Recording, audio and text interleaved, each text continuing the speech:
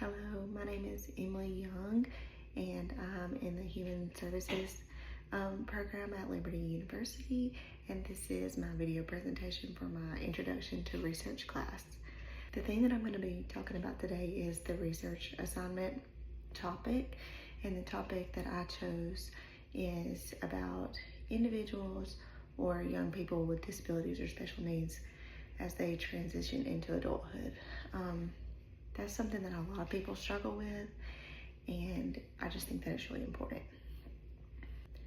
The main question is how, as someone in human services or a human services professional, can they better help and support people with disabilities with the transition? There's things in place, but there's a lot of things that could be worked on or that these people need help with, and the question would be, what is that? How can we help them make the transition easier and more smooth, and just help them to have more successful outcomes as adults and in their adult life?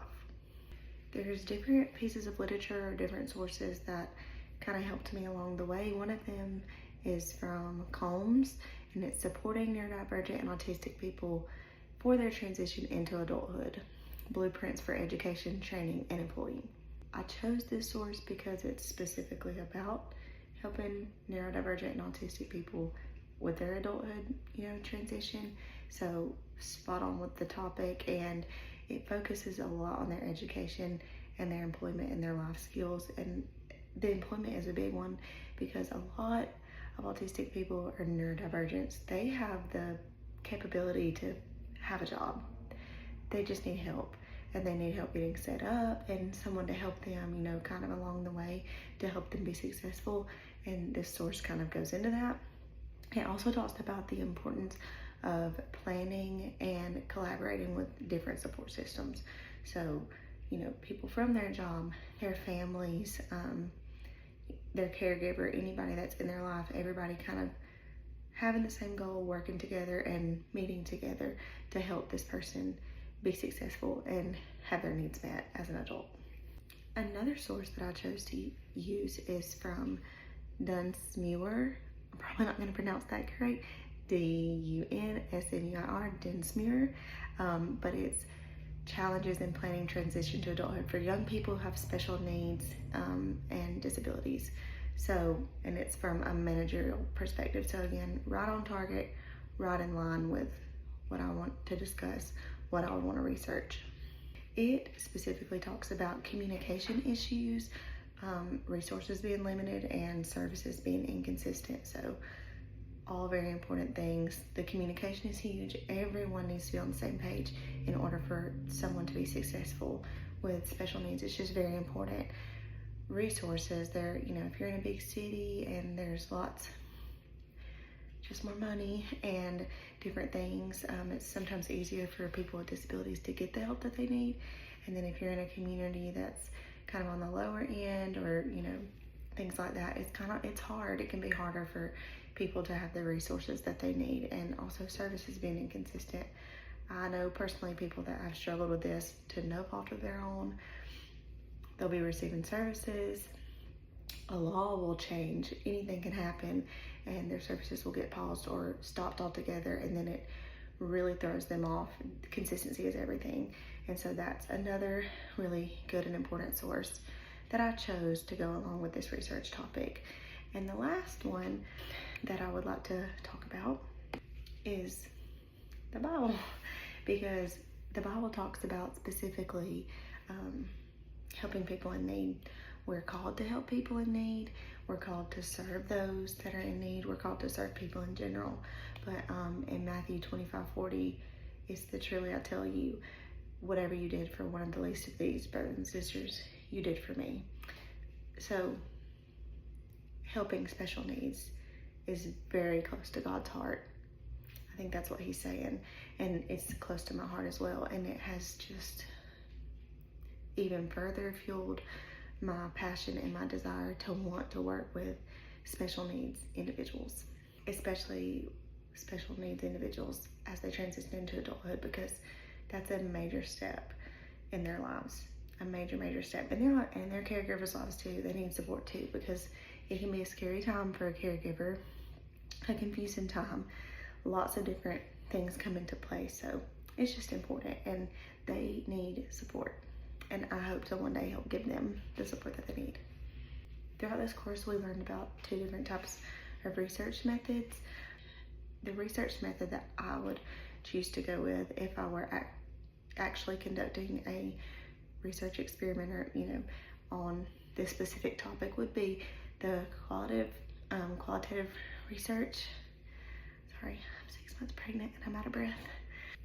But I would choose that over quantitative, because qualitative research focuses on the what do you actually need. Like, it's not just about the numbers, it's the quality, not the quantity. And that's what I would choose, so I could sit down with the families, sit down with the people who are disabled, observe their lives. I could ask them, what are your needs? If they've already made the transition, how did it go? What's something that you really liked about it? What's something that you wish would have been done differently, or a support that you wish that you had that you didn't have?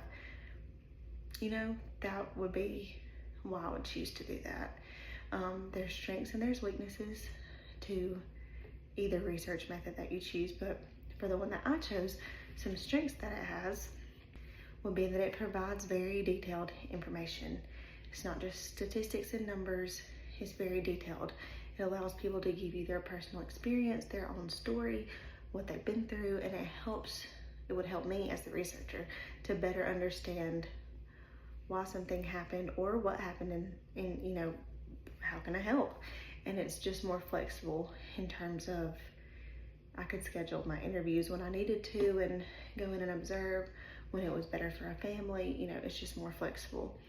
There's also some weaknesses, and those would be sample sizes can be smaller. It might be hard to find people who are willing to participate. The findings can't be generalized over a large population of people because it's situation specific. I might sit down with a family and they have a very specific story, and I got all this great information for them, and then I could sit down with another family and their needs and supports might be totally different because their story is completely different, so it can't be generalized. There could be researcher bias.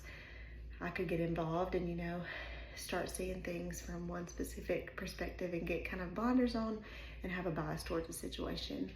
And the data collection and analysis can require a lot of effort. It might take some more time than it would just to do only the numbers portion of it. It can take a lot more time, and you have to be really careful on the way that you collect your data and document everything, and document it the right way to make sure that everything is accurate. I think my research question is really important, and it asks how human services professionals can help support people with disabilities make that transition. Like I said earlier, it can be a very scary time for them, for their caregivers, if they're higher functioning, especially looking at the neurodivergence, that's a whole spectrum. And if they're higher functioning, they could be very, very aware of what's going on, and they want their freedom, they want their independence, and they want to feel like they're doing it on their own, and we want to help them do that. The goal is for them to be successful. After learning about both of the research types, I would choose the qualitative research method just because it gives the deeper meaning into the why and allows me to actually take a deeper look into what people really, really need as a whole and get perspectives from everybody. And that's really important to me, and that's the route that I would go. I enjoyed making this video. I really enjoyed this class. I have learned a whole lot. Again, I'm sorry for the sometimes flushing and the out of breath. I'm in Alabama and it's hot and 6 months pregnant. So thank you for watching my presentation, and I hope that you enjoyed it.